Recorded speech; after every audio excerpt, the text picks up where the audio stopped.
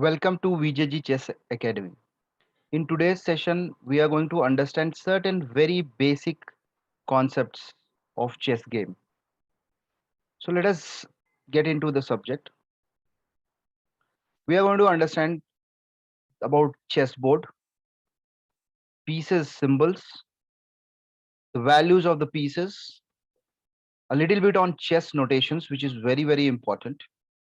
A small sample game to understand the chess notations in a better manner, and the three phases of the chess game we are going to study. So let's start.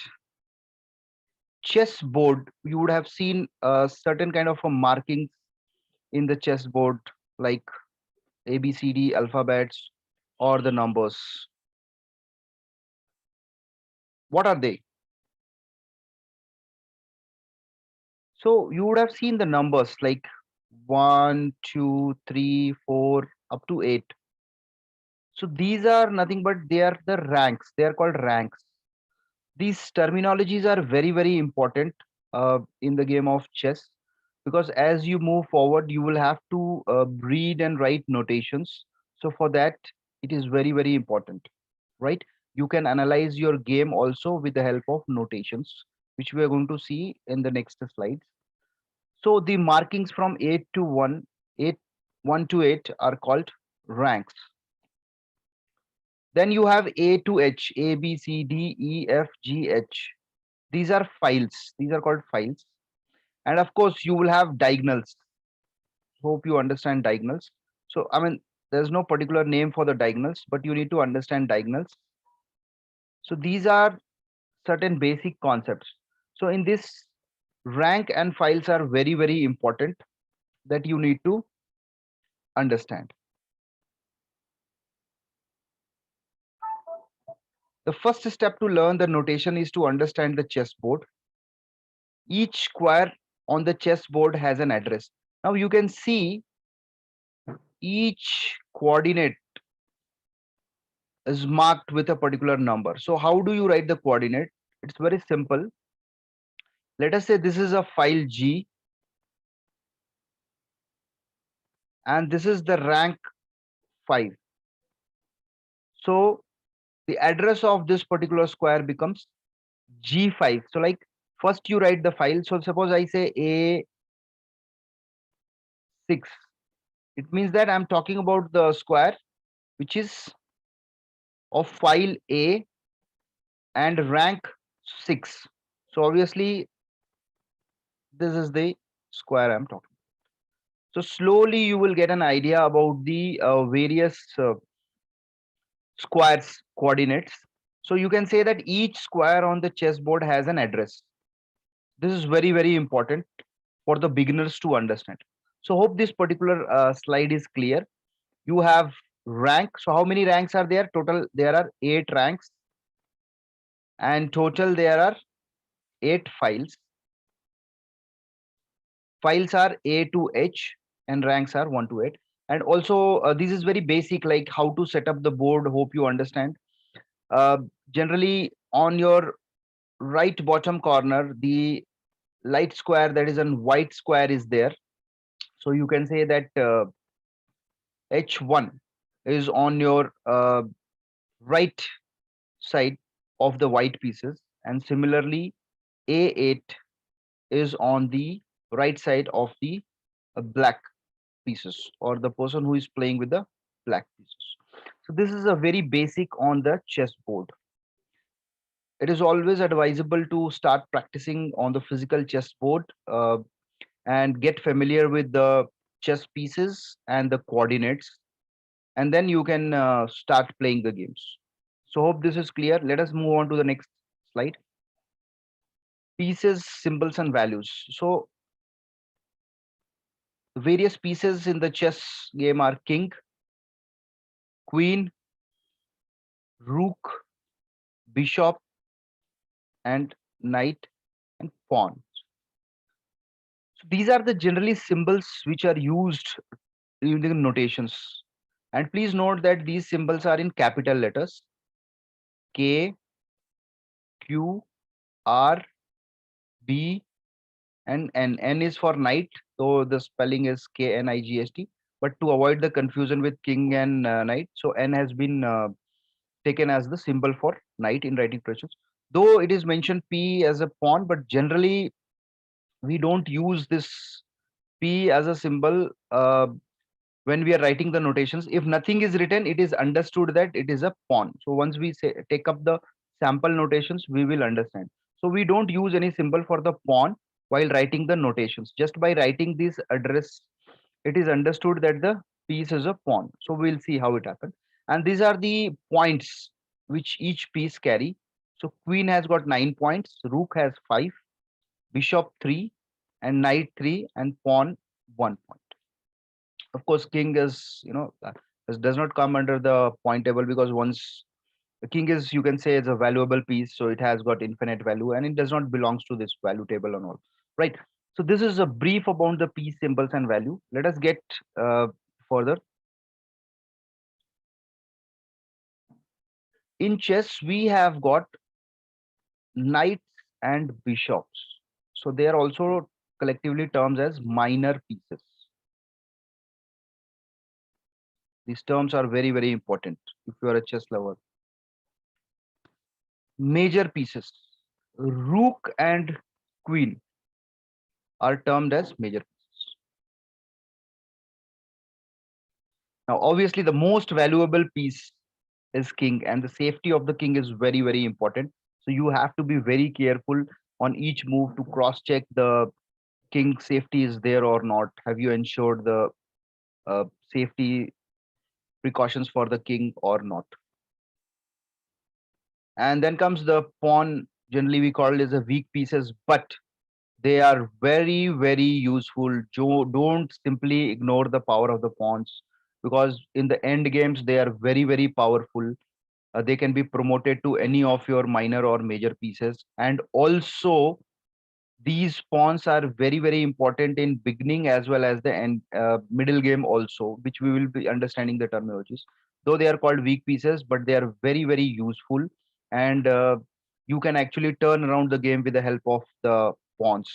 So I mean, depending on the kind of chess players, they are sometimes very dominant in using their rook and queen. Some people love to play with the bishops and knight. Some people are, able to make use of pawns very, efficiently. So it's all depend on your how style, how you develop, and how you learn the game and all. So this is the terminologies I'm going to give you, very basic, so that you start understanding the game of the, chess, and develop your various other strategies. So hope this is clear. The chess pieces, knights and bishops classified as minor pieces, and your rook and queen major pieces, and your pawn weak pieces. Let's move on to the next slide. This is about chess notations. So this I have just given you some brief symbols. Then once you see a sample game, you will understand how these symbols can be used. So generally, when a player captures any piece, any capturing is shown by cross symbol. Plus is a symbol for check. This O dash O is a castling. So generally, when we study the strategies in the beginning, middle game, during VTEC, I'll be talking more about the castling. So as of now, you can understand when we do king side castling, we use the symbol O dash O, and queen side castling, when we do, we use the symbol O dash O dash. And this is of course a symbol of checkmate. Generally, this is used. Sometimes you will find this also.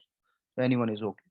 Right. So these are some of the basic symbols which you see in the chess notations when you see the games and all. And it is very, very important to get familiarized with these chess notation symbols. And they are not very tough. They are very easy. You will quickly get used to it, right? Let us take one sample game, very famous game. I have taken one as a sample game. Uh, it will give you an understanding how the chess notations are written and how to analyze the game. So let us say there are two players, white and black pieces. So this is move number 1, e4. So here there is no capital letter written here. It means that the there is no major or minor piece involved here. So I explained you in the previous slide, when there is no piece mentioned, it is a pawn. It is understood that it is a pawn. So by this you can read that the pawn has been moved to e4 location. Similarly, black, e5. So the pawn has been moved to e5. This is the final destination of the pawn. Let us see the second move. So the second move, you can see n and f3. So f3 is an address of the square, is a particular box, you can say, when we were talking about the coordinates we study. So f3, f is a file, 3 is a rank. So there is an address on that square. So this is the destination. Now this is the destination of which piece? This is the destination of n, that is knight. So capital letter is used, and so by looking at this notation you can say which piece is moved. So the piece moved is knight. It has been moved to which square? It has been moved to f3. Now the next move by the black is d6. So which piece has been moved? No symbol is there. It means that the piece moved is pawn and moved to d6 location. So like that you can analyze. This is b. B means bishop. Bishop has been moved to g4. Now this is interesting. You can see there is a cross. Cross means captured. So it means that d cross e5.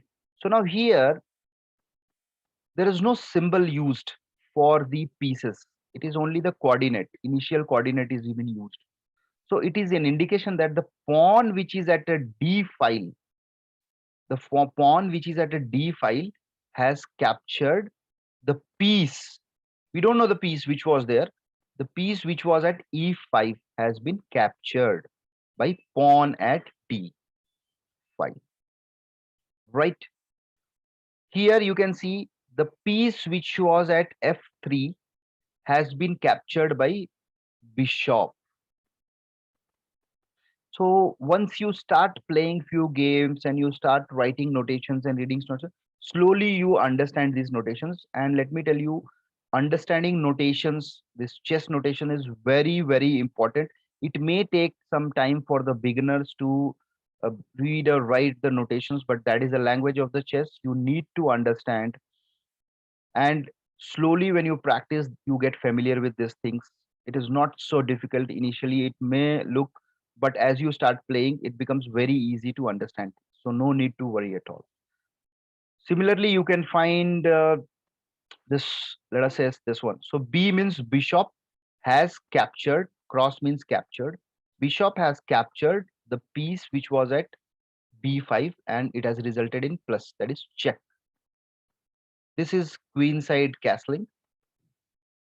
You can also see this last move. This is R. So R means rook. Rook has moved to D8 square and it has resulted in checkmate. So you can analyze this and practice more, and you will get a better understanding of that.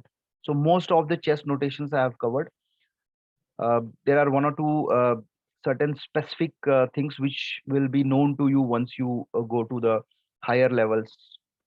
So no need to worry. This is enough for you to understand and improve your game, because based on the chess notations you will be able to analyze your past games. Somebody's xyz games can be analyzed based on the notation. So somebody shares the notations of the chess game, you can easily play on your physical board and you can analyze. That is the best way. And also in most of the tournaments or a lot of competitions, generally it is required that players write the notations. So it is very, very important as a chess beginners to start practicing writing notations from the very beginning. Then you start appreciating the game of the chess, and you start learning a lot of strategies and tricks and techniques, very basic principles of the chess, and you move into your game, and the game you are able to play better chess by analyzing your previous games. Now let us move on to the next slide. Now, so this is, we have covered certain basic concept, and now we are going to a higher concept. So in detail we will be discussing in the next video. So I'll give you an overview of the next video what we are going to discuss. So chess game has been basically divided into three phases: opening game, middle game, and end game. So basically there is no clear demarcation between opening and middle or end game, but as such there are certain basic fundamental things that you can actually have an idea that, we have moved into the middle game or moved into the end game or with the opening game. So obviously opening game will be initially first 8, 10, 12 moves you can consider as an opening game. So they are very, very important. Then once your pieces are developed, your things are ready, and you have been taken your positions and all, we'll study in detail like what are the principles of opening game, what exactly you should do in the middle game and end game.